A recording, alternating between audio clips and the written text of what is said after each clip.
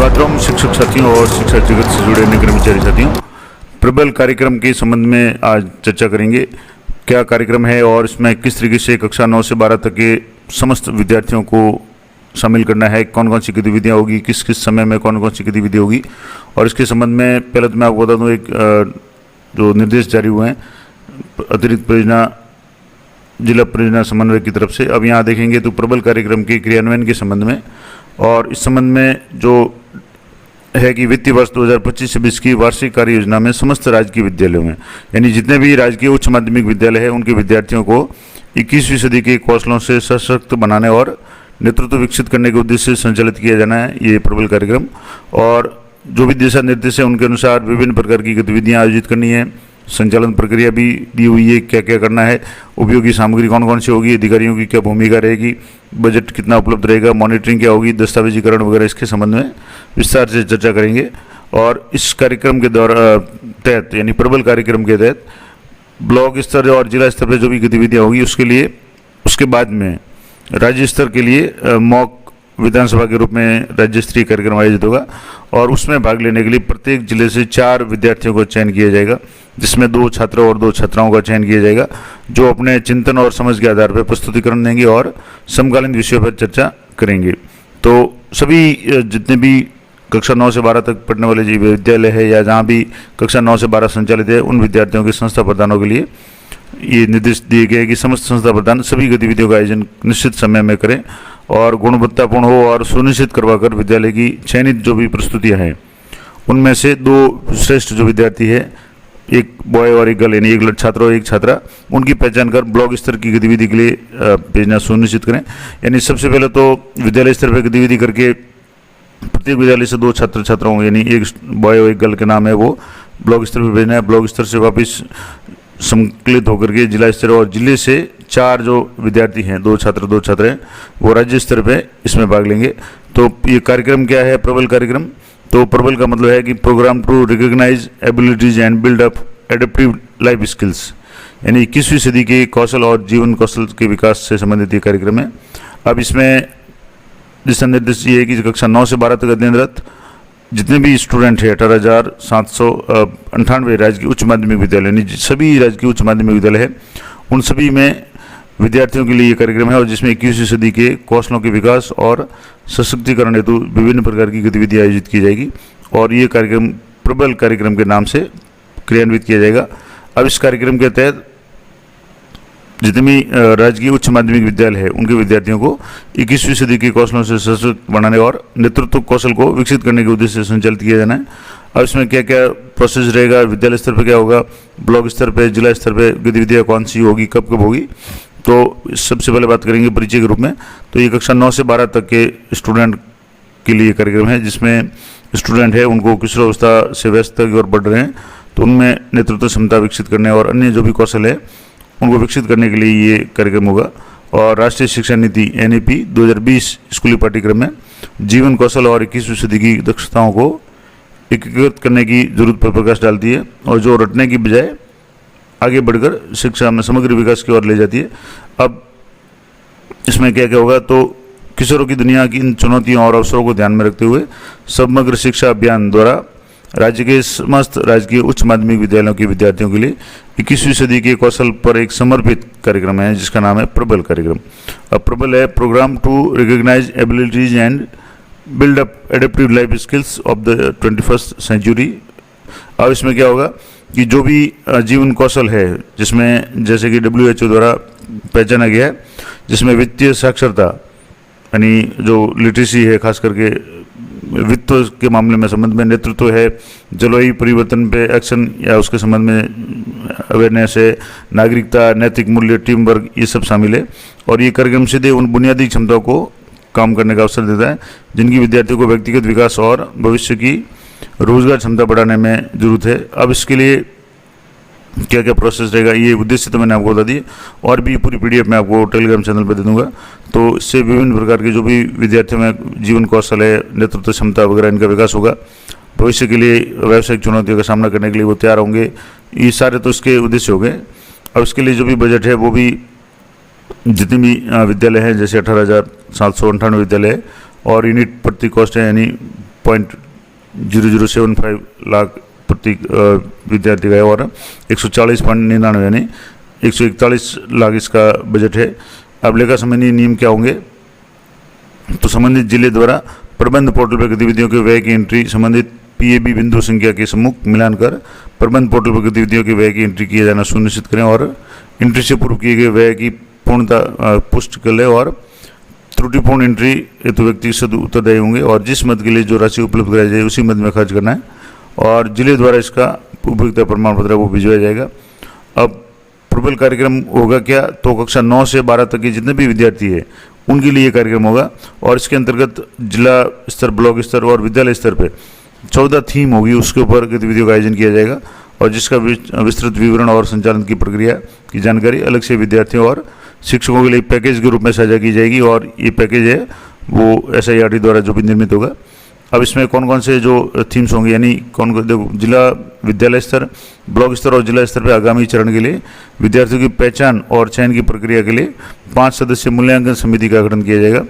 यानी विद्यालय स्तर पर विद्यालय के जो भी स्टाफ वगैरह होंगे वो होंगे, ब्लॉक स्तर पे होंगे और जिला स्तर पे। जैसे विद्यालय स्तर पे संस्था प्रधान होंगे, 2 शिक्षक या व्याख्याता होंगे जिसमें 1 महिला शिक्षक है अवश्य शामिल होंगी, तो 1 संस्था प्रधान हो गए, 2 शिक्षक हो गए और 2 विद्यार्थी, 1 बालक और 1 बालिका। इस तरीके से 5 सदस्यीय मूल्यांकन समिति होगी।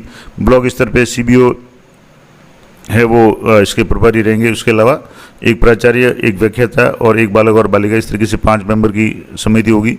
इस तरीके से जिला स्तर पे CDO है यानी मुख्य जिला शिक्षा अधिकारी वो होंगे, डाइट प्रिंसिपल होंगे, ADPC होंगे, प्राचार्य PM श्री विद्यालय होंगे और 1 बालक और 1 बालिका होगी। इस तरीके से ये कमेटी होगी जिला स्तर की। अब इसमें समिति निर्धारित चयन प्रपत्र के आधार पर रचनात्मक और सह शैक्षिक गतिविधियों के माध्यम से विद्यार्थियों का अवलोकन करेगी और उनमें जो भी विद्यार्थी होंगे उनका चयन करेगी और मॉक विधानसभा सत्र की पूर्व तैयारी के रूप में विद्यालय स्तर पर विद्यार्थियों को विधायिका और विधानसभा सत्रों में संबंधित सामान्य जो भी जानकारी दी जाएगी और जिससे विधानसभा की प्रक्रिया, भूमिका, कार्यप्रणाली को समझा जा सके और आगामी गतिविधियों में आत्मविश्वास से भाग ले सके। गतिविधियाँ किस तरीके से होगी? तो सबसे पहले विद्यालय स्तर पर जो भी गतिविधि होगी उसमें विद्यार्थियों के बीच में जो भी कंपटीशन या जो भी गतिविधियाँ होगी उसके आधार पर प्रति विद्यालय 2 विद्यार्थियों का चयन किया जाएगा, 1 लड़का और 1 लड़की यानी 1 छात्र 1 छात्रा का। उसके बाद में ब्लॉक स्तर पे वो विद्यार्थी जाएंगे और ब्लॉक स्तर पे गतिविधियों के आधार पर पहचाने गए 2 दिवसीय गतिविधि और जिला स्तरीय विद्यार्थियों की पहचान है उसके लिए 2 विद्यार्थियों को चयन किया जाएगा ब्लॉक स्तर से और ब्लॉक स्तर से पहचाने गए जो भी विद्यार्थी होंगे वो जिला स्तर पर गतिविधियों में भाग लेंगे और राज्य स्तर के लिए उनमें से चयन किया जाएगा और राज्य स्तर से 4 स्टूडेंट का चयन किया जाएगा जिसमें 2 बॉयज़ और 2 गर्ल्स होंगी और राज्य स्तर पे मॉक विधानसभा में सभी जिलों से जो भी 4 स्टूडेंट होंगे वो अपना प्रस्तुतिकरण देंगे। तो ये इसका प्रक्रिया रहेगी। अब इसमें कौन कौन से कार्यक्रम होंगे? तो जो भी कौशल है उनको 3 श्रेणियों में बांधा गया है। पहला तो है जीवन जीने के लिए कौशल, दूसरा है कार्य या रोजगार हेतु कौशल और तीसरा है सतत विकास हेतु कौशल। अब इनमें क्या क्या करना पड़ेगा? तो कौन कौन सी स्किल्स होगी या किन कौन सी गतिविधियाँ होगी? तो जीवन जीने हेतु कौशल से स्किल फॉर लाइफ है, उसमें स्व जागरूकता यानी सेल्फ अवेयरनेस, अपने बारे में जागरूकता, संप्रेषण स्किल यानी कम्युनिकेशन है, अंतर्व्यक्तिक संबंध है, टीम वर्क है, समालोचनात्मक चिंतन है, क्रिटिकल थिंकिंग, समस्या समाधान है, रचनात्मक चिंतन है, जुझारूपन है, इसके अलावा नेतृत्व कौशल है, नागरिकता कौशल है, नैतिक मूल्य, इन सब को शामिल किया जाएगा। काम या रोजगार से संबंधित है, एक तो है वित्तीय साक्षरता यानी आप वित्तीय लेन देन किस तरीके से करेंगे, विभिन्न प्रकार के डिजिटल मोड है पेमेंट के उनके बारे में जानकारी, और दूसरा है डिजिटल साक्षरता यानी कंप्यूटर है, इंटरनेट है, इनके संबंध में विद्यार्थियों को जानकारी देना, ये डिजिटल साक्षरता में आ जाएगा।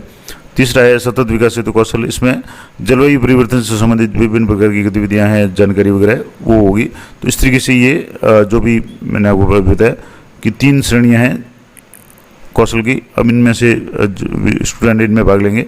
अब कार्यक्रम क्या रहेगा? कार्य योजना, तो सबसे पहले गतिविधि होगी, कौन से महीने में संभावित है और उसमें सहयोग उपयोगिता किस लेवल पे होगी। तो शिक्षकों के लिए हैंडबुक का जो निर्माण कार्य है वो मई-जून 2025 में हो चुका होगा और ये राज्य गुणवत्ता और प्रशिक्षण यूनिसेफ और REIT जो भी है इनके मार्गदर्शन में होगा या इनके द्वारा होगा। फिर है वेबिनार डाइट में होगी, जिला ब्लॉक अधिकारी और FPO हेतु वो प्रथम सप्ताह जून 2025 में संभावित है, लेकिन अभी तक नहीं हुई है तो अब बहुत जल्दी हो जाएगी। ये राज्य स्तर पर होगी। उसके बाद में वेबिनार कक्षा 9 से 12 तक के अध्यापकों हेतु है, वो 31 सप्ताह जून में जिला स्तर पर होगी। कार्यक्रम हेतु डिजिटल पोस्टर लॉन्च है, वो जुलाई में राज्य स्तर पर होगा। अब विद्यालय स्तर पर गतिविधियाँ कैसे होगी, तो विद्यार्थियों तक सूचना पहुँच जाना, उनको इस बारे में जानकारी देना, वो 15 जुलाई तक किया जाना है। जिला और ब्लॉक स्तर से इस तरीके से मॉनिटरिंग होगी। इसके बाद में कक्षा 9 से 12 तक के विद्यार्थियों के साथ में जो भी शिक्षक हैंडबुक होगी उनके अनुसार कौशल का आयोजित करना, गतिविधियों का आयोजित करना, ये जुलाई अगस्त में होगा। और सहभागिता इसमें विद्यार्थी और शिक्षकों की होगी। और समस्त उच्च माध्यमिक या माध्यमिक विद्यालयों में कक्षा 9 से 12 तक जो भी गतिविधियाँ आयोजित करना विद्यार्थियों की, वो सितंबर में आयोजित की जाएगी और विद्यालय शिक्षक और गार्गी मंच के साथ मिलकर के प्रस्तुतियाँ है वो दी जाएगी। उसके बाद में विद्यालय स्तरीय मूल्यांकन चयन समिति और गार्गी मंच के सदस्यों द्वारा जो भी गतिविधि होगी उसके मॉनिटरिंग करके उसमें से चयन करके एक बॉयज़ और एक गर्ल यानी 2 स्टूडेंट का चयन किया जाएगा। वो सितंबर के प्रथम सप्ताह में किया जाएगा। और चयनित प्रतिनिधि यानी जो भी स्टूडेंट होंगे आगामी गतिविधियों के लिए तैयारी करेंगे और उनको ऑनलाइन कोर्स के लिंक भी उपलब्ध कराए जाएंगे और वो ब्लॉक स्तरीय प्रतियोगिता में भाग लेंगे। उसके बाद में ब्लॉक या जिला स्तर पर गतिविधियाँ हैं वो जैसे ब्लॉक स्तर पर होगी वो सितंबर के अंतिम सप्ताह में होगी, जिसमें यथासंभव पीएम श्री विद्यालय में आयोजित की जाएगी। और इसके बाद में ब्लॉक की गतिविधियां हैं उनमें से जो भी चयनित करके स्टूडेंट हैं उनको जिला स्तरीय भेजा जाएगा और वो होगा अक्टूबर 2025 के प्रथम सप्ताह में। जिला स्तर पे जो भी गतिविधियां होंगी उसके अनुसार जो भी चयन होगा सीडीओ और जो भी पीएम श्री के वगैरह होंगे उनके मार्गदर्शन में अक्टूबर 2025 के तृतीय सप्ताह में इनका चयन होगा। और जिला मुख्यालय पर जो भी पीएम श्री विद्यालय वहाँ ये आयोजित होगा और जिला स्तर की प्रस्तुतियों की जो समीक्षा होगी। और उसके बाद में जो भी जिला स्तर से 4 स्टूडेंट यानी 2 बॉयज़ और 2 गर्ल्स को है वो सिलेक्ट किया जाएगा और वो संभावित कार्यक्रम है वो नवंबर में होगा या अक्टूबर का अंतिम सप्ताह में होगा। और इस तरीके से ये जो स्टूडेंट है वो अपनी तैयारी करेंगे और राज्य स्तरीय कार्यक्रम में लिए अपनी तैयारी करेंगे। और राज्य स्तर पर जो भी कार्यक्रम होगा वो कार्यक्रम है नवंबर में होगा और जिला स्तर पर जो भी मेंटर शिक्षकों के मार्गदर्शन में ये होगा। और राज्य स्तर पर मॉक विधानसभा का सत्र है वो नवंबर में होगा। और राजस्थान युवा सभा 21वीं सदी का कौशल का निर्माण इसके संबंध में नवंबर में ये कार्यक्रम होंगे। अब इसमें उत्तरदायित्व भी निर्धारित किया गया कि मुख्य जिला शिक्षा अधिकारी के क्या उत्तरदायित्व होंगे। तो अपन सिर्फ विद्यालय स्तर की बात करेंगे, यहाँ सीबीओ के क्या दायित्व होंगे, डाइट के क्या दायित्व होंगे। तो विद्यालय स्तर की बात करें तो पीओ की क्या भूमिका रहेगी। तो परिषद द्वारा जो भी दिशा निर्देश है उनकी स्कूलों की मॉनिटरिंग करना, उनके अनुसार पीओ स्तर की बैठकों में प्रबल कार्यक्रम की समीक्षा करना, रणनीति तैयार करना और जो भी कार्यक्रम दिया हुआ है एसओपी दी हुई है उसके अनुसार है वो विभिन्न प्रकार के सत्रों का आयोजन करना। प्रबल कार्यक्रम के तहत प्रशिक्षण बैठकों में आवश्यक रूप से भागीदारी करना, रिपोर्टिंग फॉर्म या गूगल फॉर्म वगैरह भरना और अवलोकन के आधार पर विद्यार्थियों अपने उच्च अधिकारियों को अपनी फीडबैक देना और व्हाट्सएप समूह बनाना और गतिविधियों को साझा करना। संस्था प्रधान है उनकी क्या भूमिका रहेगी, तो संस्था प्रधान है राजस्थान स्कूल शिक्षा परिषद के जो भी निर्देश है उनकी पालना करेंगे, मॉनिटरिंग करेंगे। गार्गी मंच के सुगमकर्ताओं को कार्यक्रम प्रभारी नामित करना, कार्यक्रम के आयोजन हेतु रणनीति तैयार करना और प्रबल गतिविधियों के संचालन हेतु प्रभारी शिक्षक का चयन करेंगे। और वो शिक्षक समय समय पे विद्यार्थियों से परामर्श करेगा, उनके विभिन्न प्रकार की गतिविधियाँ हैं वो आयोजित करेगा। सत्रों का टाइम टेबल तैयार करना और अपेक्षा ये है कि एक कक्षा के साथ एक सप्ताह में 2 दिन जीवन कौशल गतिविधियों का आयोजन हो और विद्यालय स्तर पर जो भी गतिविधियाँ होगी वो निश्चित समय अवधि में गुणवत्तापूर्ण सुनिश्चित की जाए। ये सारे जो भी है काम होंगे। और विद्यालय स्तर से जो भी चयनित गतिविधियाँ जो भी होगी उनकी समीक्षा करके उनमें से 2 विद्यार्थियों, एक छात्रा की पहचान करके उनको ब्लॉक स्तर पर नाम भेजना, ये सारा काम है वो संस्था प्रधान की भूमिका रहेगी। इसके बाद में और भी जो कुछ भूमिका वगैरह है तो ब्लॉक स्तर पे शिक्षक की जो क्या भूमिका रहेगी। अब जैसे इसमें संस्था प्रधान है, गूगल फॉर्म वगैरह जब भी आएंगे वो भरना। शिक्षक की भूमिका रहेगी कि संस्था प्रधान है वो किसी एक शिक्षक को इसके संबंध में जिम्मेदारी देंगे और वो विभिन्न जो 14 थीम है, विषय है, उन पे कक्षा 9 से 12 तक के विद्यार्थियों के साथ में गतिविधियों का आयोजन करेंगे। हैंडबुक जो भी है उसको व्यवस्थित तरीके से तैयारी करेंगे और विद्यार्थियों के साथ में जीवन कौशल सत्र के दौरान शिक्षक मॉड्यूल या हैंडबुक में जो भी चरण दिए उनको फॉलो करेंगे, गतिविधियों का आयोजन करेंगे। उसके बाद में तुरंत गूगल फॉर्म को भरेंगे। इसके अलावा जितनी भी गतिविधियाँ होंगी इनकी फ़ोटोज़ वीडियोज़ वगैरह है उनको पीओ को आवश्यक रूप से देंगे। और गतिविधियों का संचालन है वो गार्गी मंच की सक्रिय सहभागिता के साथ करेंगे। और इस तरीके से जो भी विद्यार्थी हैं उनकी सभी जो भी गतिविधियाँ होंगी जिसमें चार्ट, पोस्टर, अनुभव चित्र वगैरह इनसे संबंधित तैयारी करवाएंगे और विद्यालय स्तर पर केस स्टडी वगैरह के भी इसमें सहयोग लिया जाएगा। तो इस तरीके से ये मॉनिटरिंग होगी और जो भी गतिविधि होगी उनका एक तरीके से रजिस्टर वगैरह भी मेंटेन किया जाएगा। तो ये समस्त जो भी मैंने आपको डिटेल में बता दिया कि ब्लॉक विद्यालय स्तर की गतिविधियों की मॉनिटरिंग है वो राजस्थान स्कूल शिक्षा परिषद और डाइट के सक्षम अधिकारियों के द्वारा वगैरह की जाएगी। तो ये संपूर्ण जानकारी मैंने आपको बता दी कि किस तरीके से प्रबल कार्यक्रम आयोजित होगा, प्रबल कार्यक्रम में क्या क्या होगा, कौन कौन स्टूडेंट भाग लेंगे, विद्यालय स्तर से कितने स्टूडेंट होंगे, राज्य स्तर से कितने होंगे, जिला स्तर से कितने होंगे, तो और किस किस समय अवधि में कौन कौन सी कार्य गतिविधि होगी। तो ये था विशेष डिटेल या दिशा निर्देश प्रबल कार्यक्रम के दौरान के संबंध में 21वीं सदी के कौशल और जीवन कौशल विकास के संबंध में। आशा करता हूँ ये जानकारी आप लिए उपयोगी रहेगी। वीडियो थोड़ा सा लंबा है लेकिन बहुत ही विस्तार से मैंने आपको बताया, और ये पूरी PDF है आपको टेलीग्राम चैनल पे दे दूँगा, तो वहाँ से आप और भी जानकारी ले सकते हैं। तो जानकारी अच्छी उपयोगी लगे तो वीडियो को लाइक करें, और लाइक करने के बाद में जैसे नीचे हाइप का बटन आता है तो आप मैक्सिमम पॉइंट दे करके वीडियो को हाइप करें। मिलते हैं नेक्स्ट वीडियो में, तब तक जय हिंद, जय भारत।